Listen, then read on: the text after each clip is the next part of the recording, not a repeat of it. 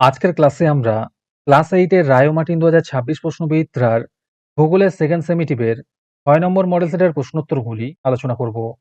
ভূগোলের আগের মডেল সেটগুলি তোমরা দেখে না থাকলে নিচে ডিসক্রিপশনে প্লেলিস্ট দেওয়া থাকলো, তোমরা সেখানে গিয়ে দেখে নিও। হাই বন্ধুরা, স্টাডি রুমে সাবস্ক্রাইব করে বেল আইকনটি অন করে রাখো। প্রথমে আছে সঠিক উত্তরটি নির্বাচন করো। প্রথম প্রশ্ন হলো, পৃথিবীর সমস্ত প্রাকৃতিক চালিকা শক্তি হলো সূর্য। 2 নম্বরে আছে, দক্ষিণ পশ্চিম পশ্চিমা বায়ু ও উত্তর পূর্ব আয়ন বায়ু প্রবাহিত হয় কর্কটীয় উচ্চচাপ বলয় থেকে। 3 নম্বর প্রশ্ন হলো, দক্ষিণ আমেরিকা মহাদেশের যেদিকে পার্বত্য বাঁধার জন্য প্রশান্ত মহাসাগরে কোনো নদী পতিত হতে পারেনি সেই দিকটি হলো পশ্চিম দিক। 4 নম্বরে আছে, দক্ষিণ আমেরিকা মহাদেশের বৃহত্তম নদী অববাহিকাযুক্ত যে নদীটি নিরক্ষরেখা বরাবর সম্প্রসারিত হয় তা হলো আমাজন।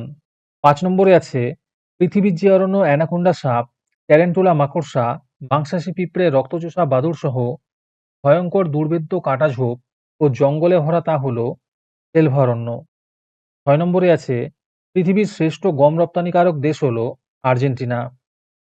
তারপরে 2 নম্বরে আছে, নিচের প্রশ্নগুলির উত্তর দাও।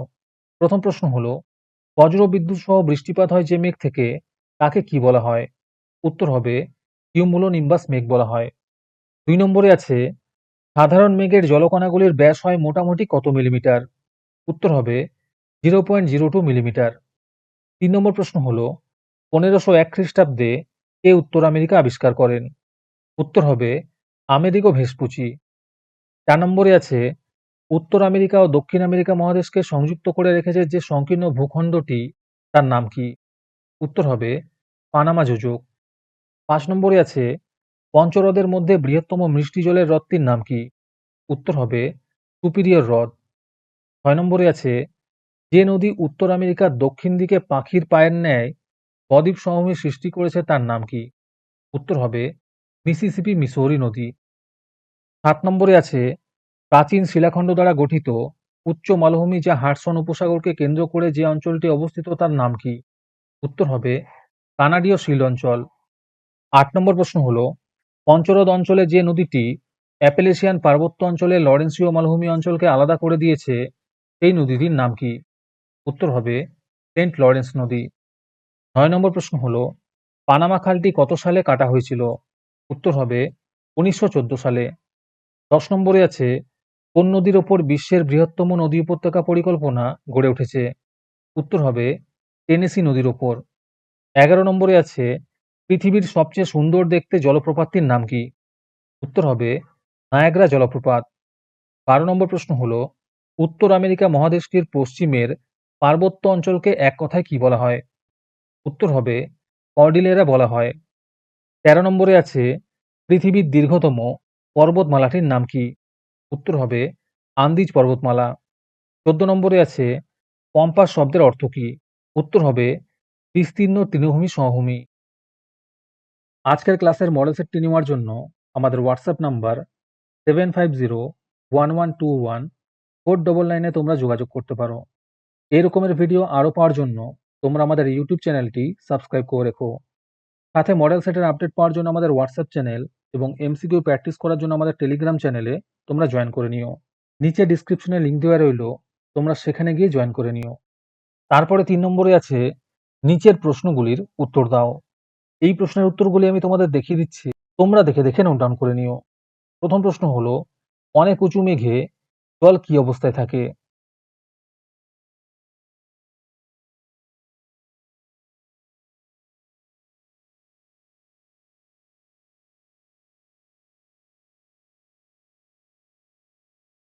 দুই নম্বরে আছে, অধঃক্ষেপণ কাকে বলে?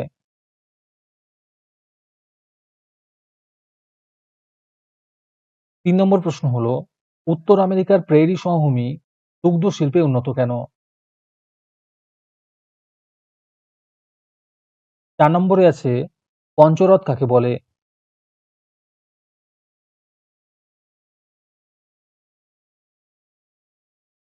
তারপরে 4 নম্বরে আছে, নিচের প্রশ্নগুলির উত্তর দাও। যে কোনো 4টি করতে বলেছে। প্রথম প্রশ্ন হলো, মেঘ কিভাবে সৃষ্টি হয়?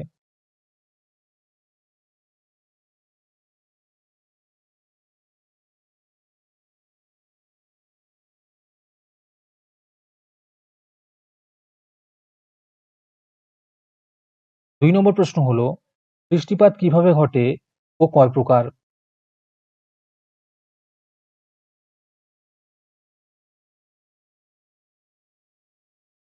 3 নম্বরে আছে পম্পাস অঞ্চলকে দক্ষিণ আমেরিকার শস্য ভাণ্ডার বলা হয় কেন?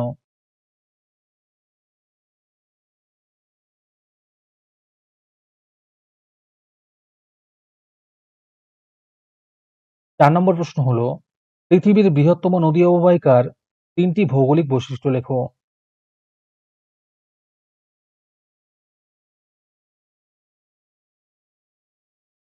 আমাদের চ্যানেলটি সাবস্ক্রাইব করতে ভুলে গিয়ে থাকলে এখনই করে নাও।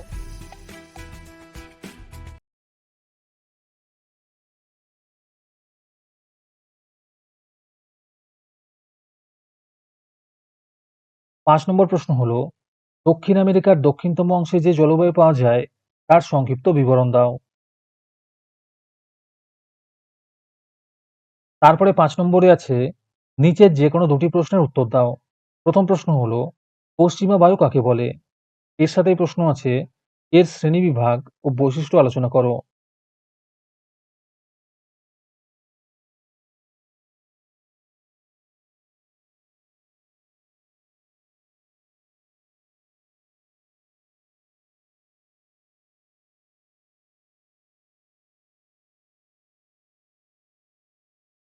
2 নম্বর প্রশ্ন হলো মৌসুমী বায়ু বলতে কি বোঝো? এর সংক্ষিপ্ত পরিচয় দাও।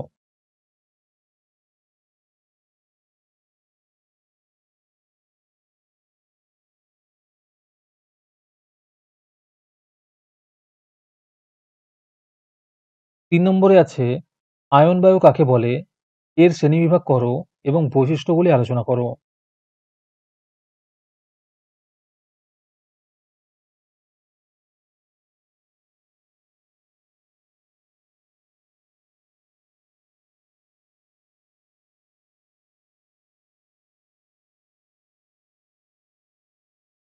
চার নম্বর প্রশ্ন হলো চেরাপুঞ্জি ও শিলং এর মধ্যে দূরত্ব কম হওয়া সত্ত্বেও দুটি জায়গার মধ্যে বৃষ্টিপাতের পরিমাণগত তারতম্য হয় কেন?